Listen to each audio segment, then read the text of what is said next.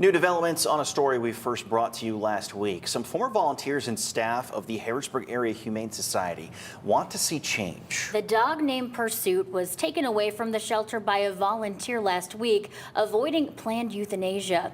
Now, some members are calling for a change in leadership. Fox 43's Logan Perrone has the latest.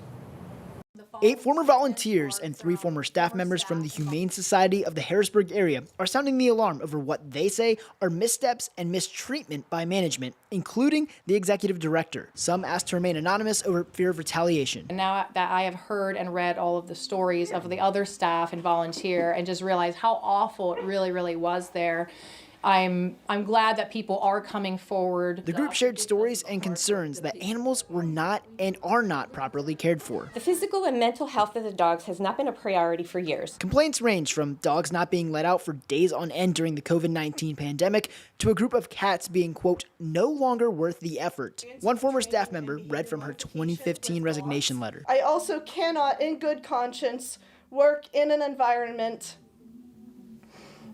with an animal abuser. Many also described poor conditions for volunteers. Going down in the ranks, I mean, we were treated like dirt. Because staff are so overworked and they're just not getting any help and they're treated like crap. The former marketing director brought up concerns over a lack of transparency about funds. I saw a lot of questionable expenses, and when I did go to a board member that I was semi-friendly with and told him about it, he wasn't all that concerned. In a statement to Fox 43 during the news conference, the Harrisburg Humane Society, through its PR firm, wrote in part, "Finding loving homes for all animals placed into our care is our mission at the Humane Society of Harrisburg Area. We're scheduling more one-on-one and small group volunteer meetings and established a volunteer advisory committee." We followed up with this list of questions to the executive director after hearing the complaints and criticism from the former volunteers and former paid staff. The PR firm provided only one answer about air conditioning in the shelter. The question about if executive director Amy Kaunas would step down